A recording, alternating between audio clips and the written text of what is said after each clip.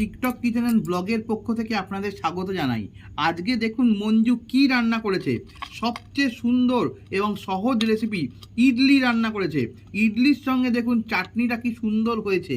তা সেই আমি একটু খেয়ে দেখি কীরকম হয়েছে খেতে।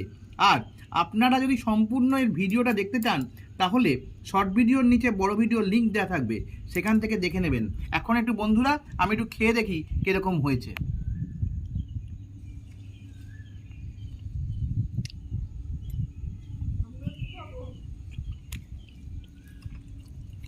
হ্যাঁ মা, তোমাকে দেবো, আসো খেয়ে যাও। দেখুন বন্ধুরা, দেখেছেন কিরকম নরম এবং তুলতুল করছে। এই দেখুন, ঠিক তেমনি স্বাদেও খুব সুন্দর হয়েছে।